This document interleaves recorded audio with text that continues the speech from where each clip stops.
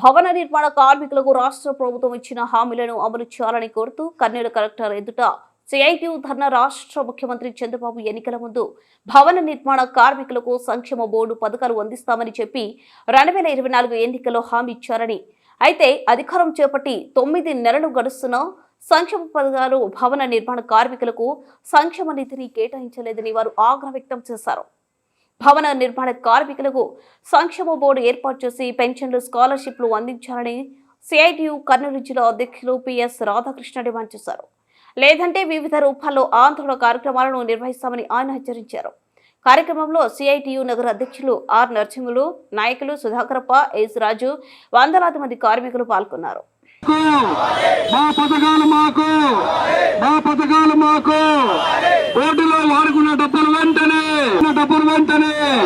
ప్రభుత్వం వాడుకున్న సంక్షేమ పథకాలకు నిధులు, సంక్షేమ పథకాల ఐక్యత, భవన నిర్మాణ కార్మికుల ఐక్యత, పోరాటం సంక్షేమ బోర్డును పునరుద్ధరించారు.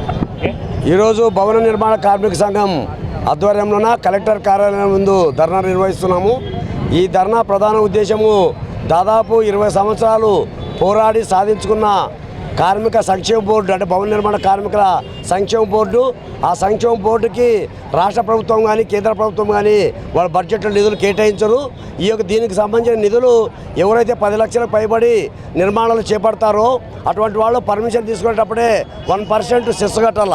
ఆ సెస్ ద్వారా దాదాపు కొన్ని వేల కోట్ల రూపాయలు ఈరోజు నిల్వ ఉన్నాయని చెప్పి కూడా ఈ సందర్భంగా గుర్తించాలా.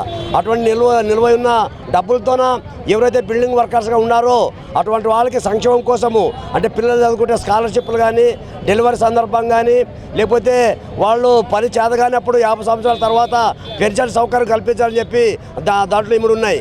అటువంటి దాన్ని నిర్వీర్యం చేసే పద్ధతిలోన కేంద్ర ప్రభుత్వం ప్రయత్నం చేస్తుంది. అంటే మన రాష్ట్ర ప్రభుత్వం వరకు వస్తే చంద్రబాబు నాయుడు గతంలో ఆయన ముఖ్యమంత్రిగా ఉన్నప్పుడు దాదాపు 600 నుంచి 700 కోట్ల రూపాయలు చంద్రన్న బీమా పథకానికి అమలు చేసి తూతూ మంత్రంగా ఆ సంక్షేమ బోర్డుని ఏర్పాటు చేయడం కూడా జరిగింది. అట్లే రాజశేఖర్ జగన్మోహన్ రెడ్డి వచ్చిన తర్వాత ఈరోజు సంక్షేమ బోర్డుని మూలన పడేసి వైఎస్ఆర్ బీమా పథకానికి ఉన్న దాదాపు 1100 కోట్ల రూపాయలని మళ్లించడం కూడా జరిగింది. చాలా దుర్మార్గమైన చర్య అని చెప్పి ఈ సందర్భంగా చెప్పదలుచుకున్నాము. అందుకోసమే భవన నిర్మాణ కార్మికులు జగన్మోహన్ రెడ్డి ఓడించేటటువంటి కీలక పాత్ర వహించారు. ఈరోజు కూటమి ప్రభుత్వం వచ్చి దాదాపు 11 సంవత్సరాలు అయింది. ఈ 11 నెలలు అయింది. ఈ 11 నెలల కాలంలోన ఈరోజు ఏదైతే పవన్ కళ్యాణ్ ఆ రోజు గుంటూరులో కానీ విశాఖలో కానీ పెద్ద ఎత్తున బిల్డింగ్ వర్కర్స్తోన సమావేశాలు జరిపి నేను ఖచ్చితంగా సంక్షేమ బోర్డుని పునరుద్ధరించి